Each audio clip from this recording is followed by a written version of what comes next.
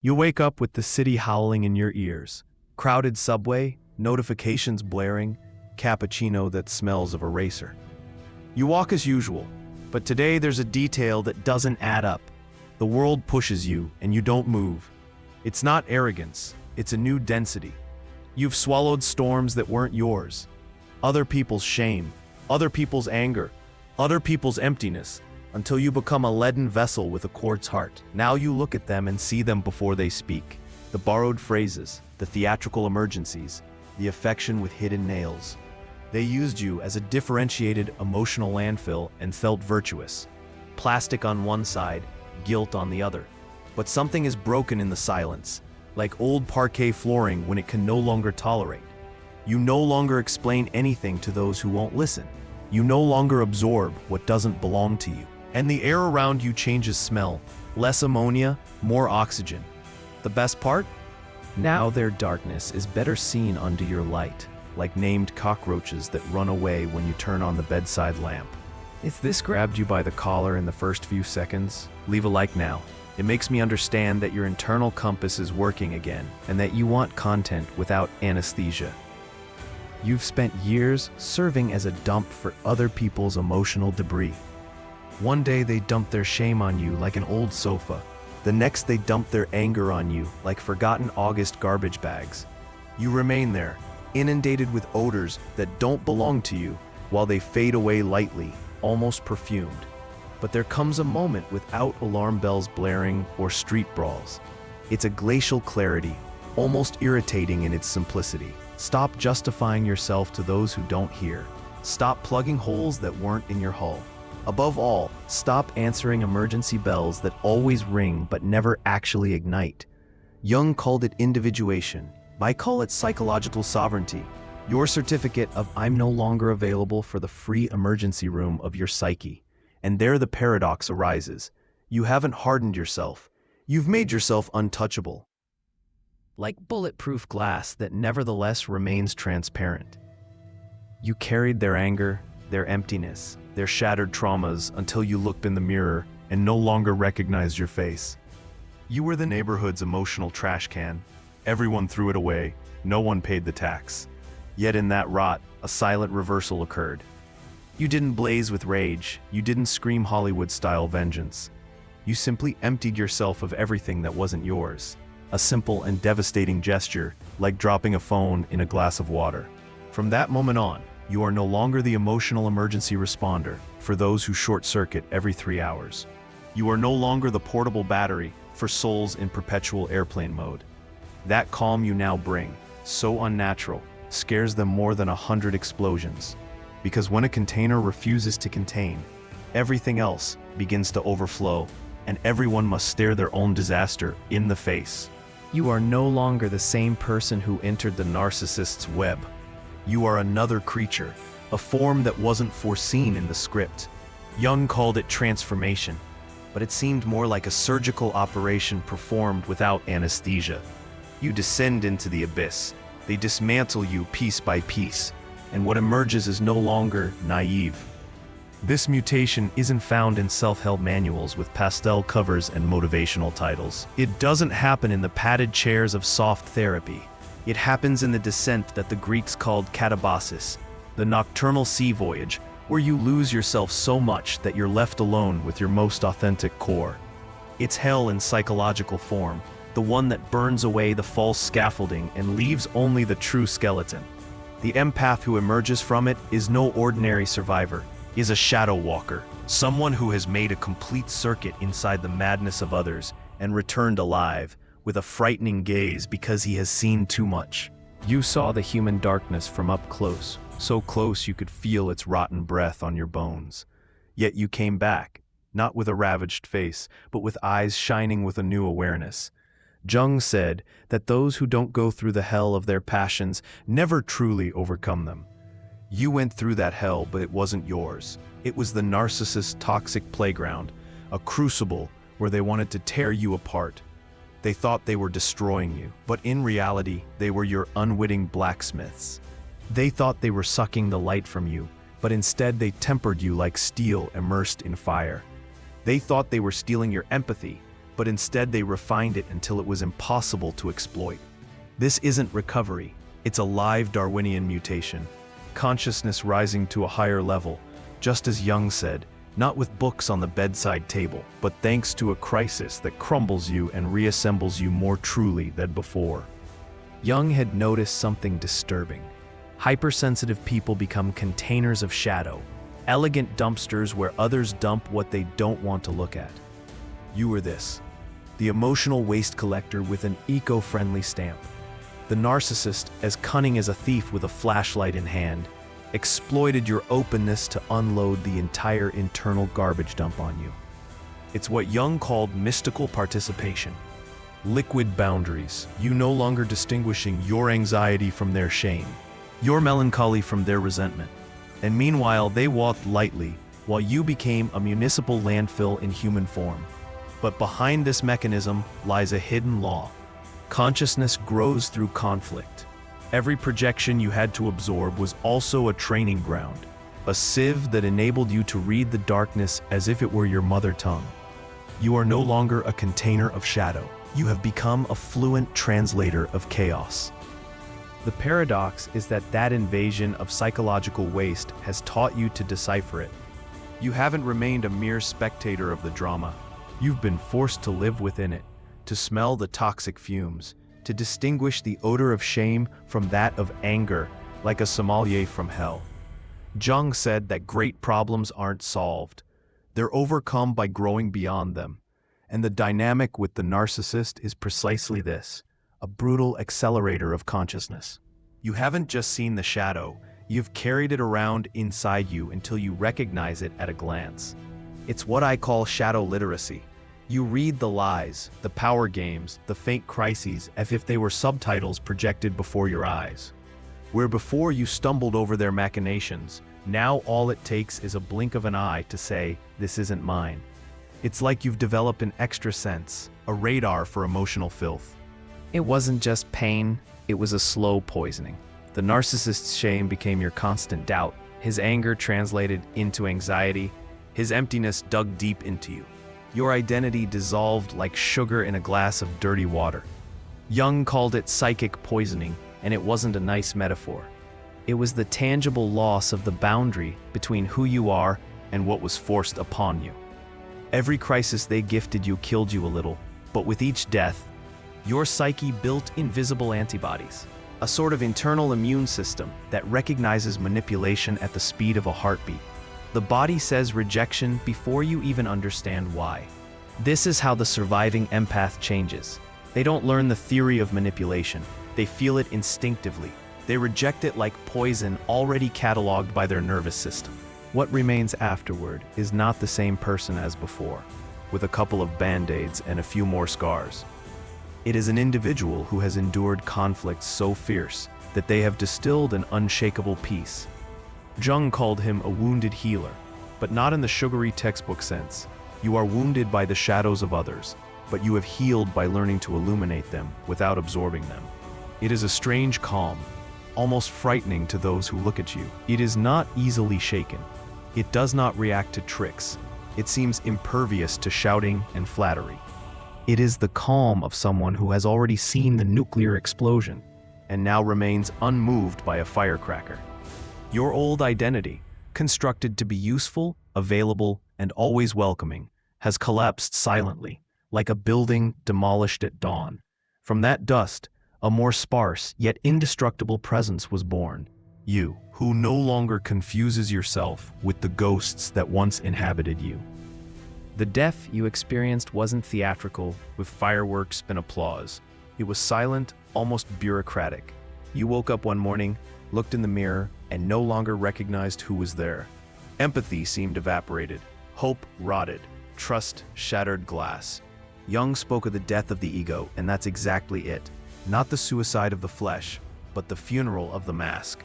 There you realized there was no one left to accept, because the ego had been buried under tons of other people's rubble. Total darkness, the nigredo of psychological alchemy. Everything that seemed solid has liquefied into a bottomless quagmire. And it is precisely in that chaos that the cruel law reveals itself. You can't change what you don't accept.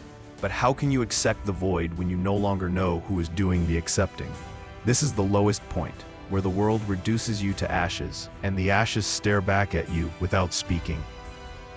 And it is there, in the most unbearable void, that the crack appears. Jung said it clearly, "I am not what happened to me. I am what I choose to become." And that choice becomes possible only after the false self has been shattered. Paradoxically, the narcissist has acted as an unconscious shaman. In his attempt to annihilate you, he has destroyed your identity, built on complacency and silence, freeing up space for what was authentic. It's as if they had hammered away at the papier-mâché armor you'd always worn, revealing real steel underneath. Jung called it the mind's pendulum oscillating between meaning and nonsense. The narcissist has pushed you so deeply into nonsense that he has forced you to ascend to your purest meaning. In that darkness, something ancient has begun to pulsate, the self, the root that had remained alive even under years of dust. In that darkness, what resurfaces is not the old patched-up empath, but something entirely different.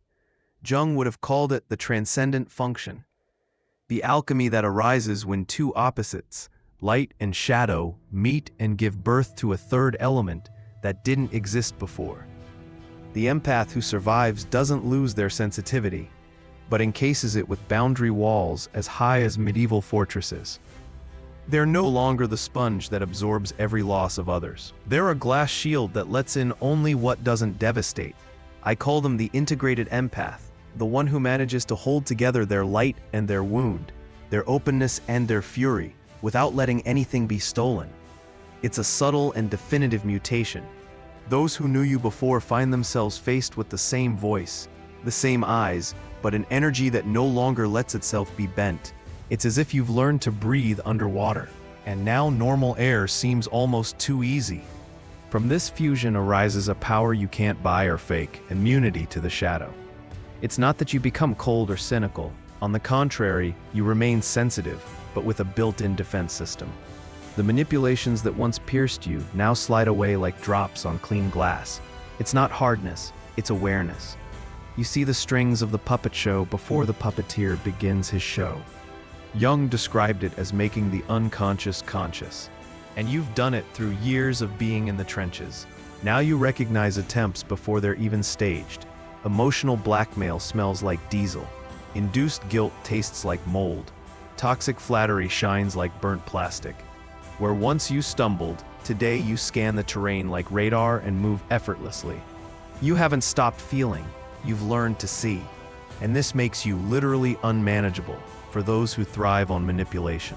But the real twist isn't just that you resist, it's that your mere presence disrupts other people's games. Jung spoke of the constellation effect, when a level of consciousness ignites and infects everything around it, forcing others to see themselves better than they'd like. Once you were the naive candle that burned until it burned out. Now you're a beacon that mercilessly illuminates dirty corners. You're not the romantic glow of candlelit dinners. You're the neon light in the supermarket at 3 in the morning, revealing every stain on the tiles. Those who encounter you can no longer pretend their shadows don't exist. Your energy highlights them as if they were graffiti under UV light. It's an uncomfortable magnetism, frightening those who prefer to live asleep. You haven't become cold, you've become the unexpected, the light that doesn't go out when they need it. At this point, you're no longer just an empath who's learned to defend himself. You've entered a new archetype, what I call the shadow walker. Jung sensed it. Those who go through psychological hell and come back are no longer simple, wounded healers. They are beings who heal through their wholeness. You've seen the dirtiest darkness and haven't let it devour you. You carry within you knowledge that normal people avoid like the plague. You know how manipulation works from within, how shame is masked, how emptiness disguises itself as love. You don't know it in theory, you've breathed it for years, and that's what makes your presence different, magnetic and unsettling. For some, you're a threat, for others, a beacon. You're living proof that one can escape the labyrinth without becoming the minotaur, and this very existence challenges the silent contracts that keep people chained. But the price is high, solitude. Jung called it the solitude of the individuated. the kind that comes not from the absence of people, but from the inability to share what you've seen. You find yourself outside the herd, immune to collective hypnosis, and this makes you a stranger even in your own home. You are no longer part of the tribe that consoles itself with cliches and recycled illusions. They look at you and don't recognize you, because you no longer play the theater of emotional emergencies. Yet this solitude is not empty. It is filled with an authentic connection with yourself that most will never experience. Being alone is no longer a punishment, it's a luxury. You no longer have to choose between enduring the wrong company or imploding. You've discovered that your very presence is enough.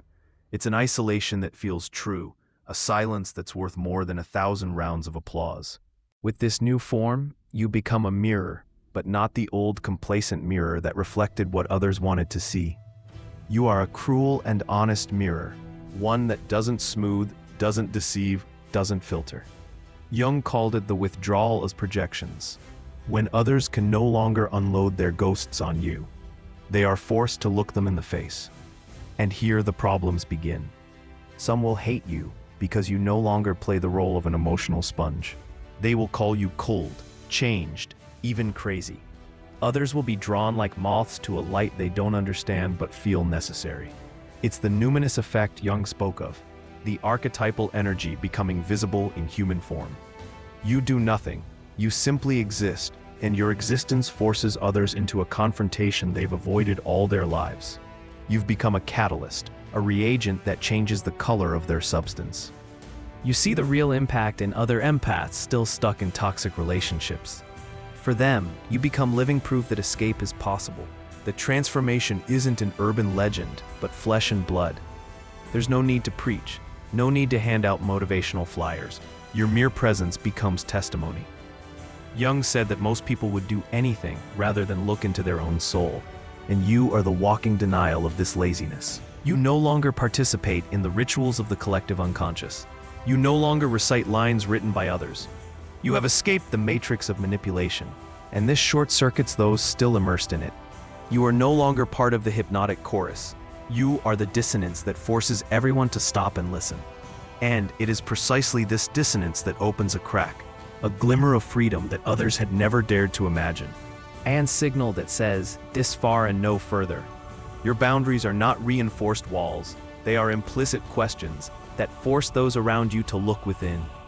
It is a force that educates without sermons, because your simple existence forces others to confront themselves. You do not wage war, but your peace is a declaration more terrifying than any battle. You have become a guardian without weapons, but with an authority that no one can undermine. Your transformation isn't confined within you. It vibrates, it spreads, it spreads. Jung spoke of resonance, of that energy that spreads without the need for preaching. You don't have to convince anyone. Your mere presence changes the room like a persistent odor that no one can ignore. The difference is that it's not an artificial perfume. It's concrete proof that psychological freedom exists. Your selectivity isn't cruelty, it's pure awareness. You choose which chemical reactions to activate and which to let evaporate without effect. Others sense it, even if they don't understand it, and begin to question their own automatisms. You're not a teacher, you're living proof. Jung reminded us that up to a certain age, we only do research.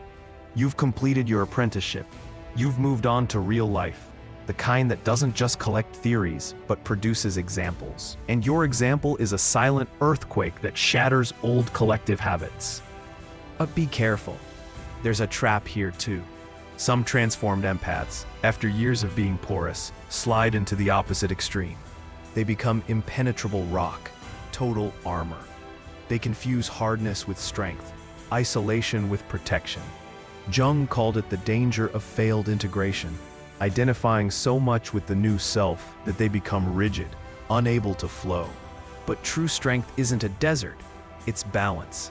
The integrated empath remains capable of feeling, but doesn't let themselves be overwhelmed. They remain open, but with discernment.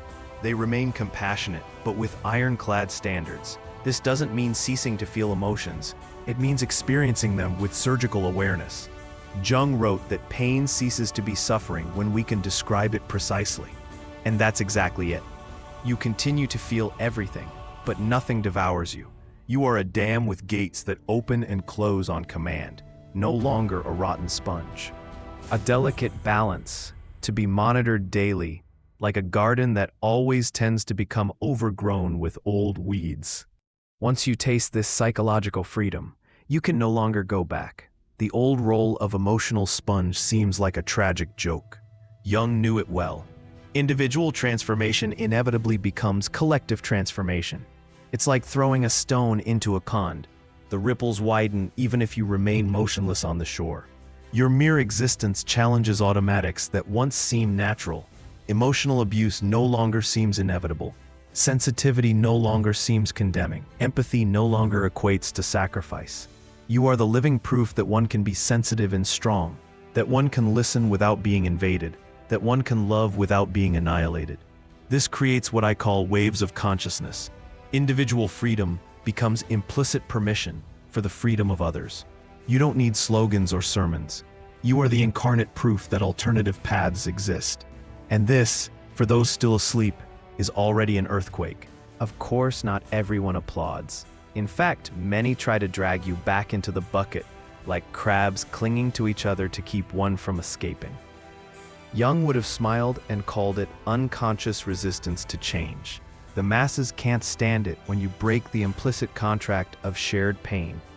Some will use guilt, others emotional blackmail, still others the usual repertoire of fake emergencies.